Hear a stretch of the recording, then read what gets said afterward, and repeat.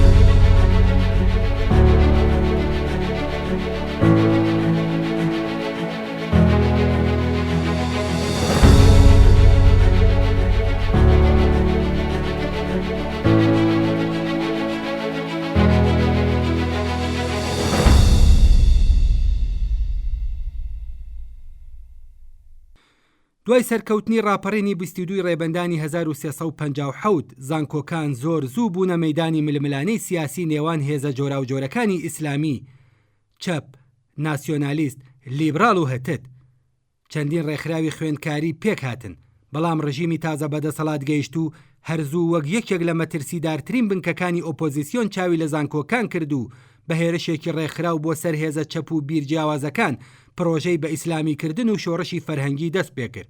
ساڵی 1359 بە هێرش بۆ سەر زانکۆکان و تێک هەڵچوونی خوێناوی و سەرکوتی توندی خوێندکارانی خەباتکار، زانکۆکان بە بیانووی شۆڕشی فەرهەنگی داخران، هەزاران خوێندکار و مامۆستا دەرکران، دەست بەسەر و زیندانی کران یان ناچار کران وڵات بەجێ بهێڵن. شۆڕاکانی خوێندکاران و ڕێکخراوە سربەخۆکان هەڵوەشانەوە و ئەنجومەنە ئیسلامیەکانی ژێر کنترۆڵی حکوومەت جێگیر کران.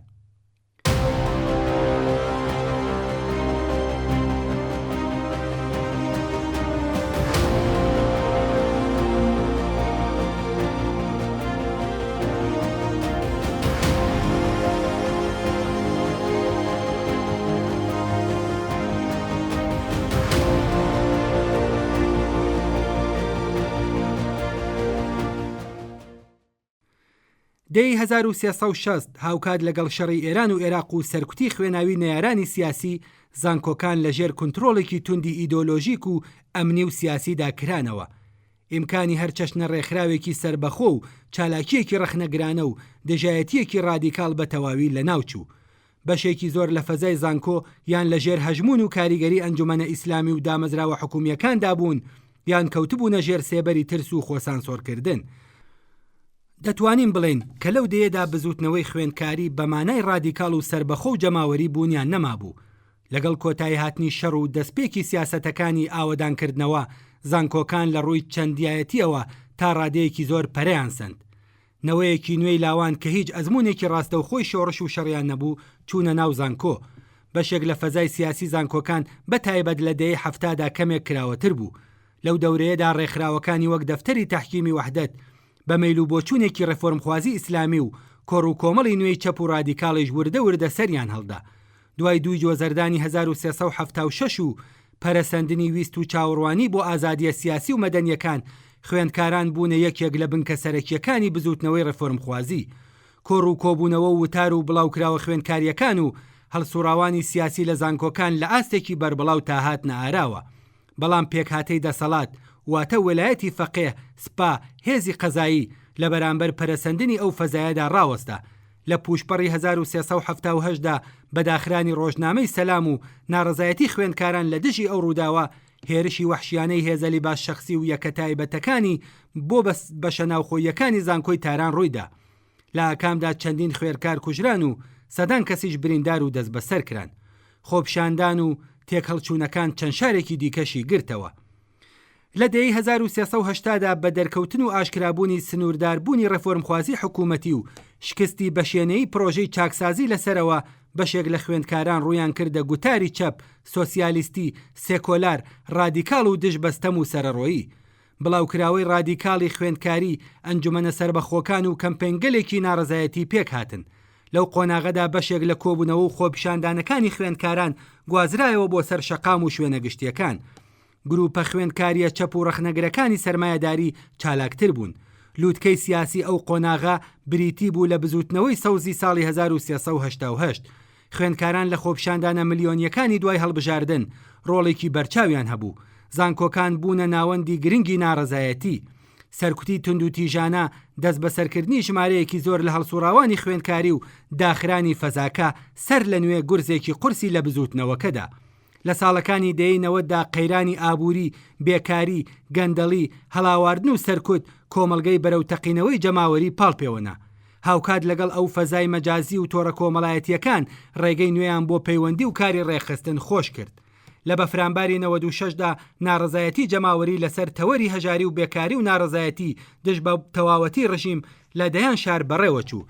خوێندکاران بە تایبەت لە تاران، مەشهەد، تەورێز و چەند شارێکی تریش پێی پەیوەست بوون. دروشمی بەناوبانگی ئیسلاح تەلەب، ئوسولگەرا، ئیتر تەواوە ماجەرا وەک ڕاگەیاندنی کۆتایی هەر چەشنە وەهم و خۆشباوەڕیەک بە هەردوو باڵی فەرمی ناودەسەڵات لەو قۆناغەدا بوو بە وێردی سەرزمان. لە خەزەڵوەری 1392دا بەرزبوونەوەی لە ناکاوی نرخی بنزین چەخماخەی ڕاپەڕینێکی سەرتاسەری لێدا.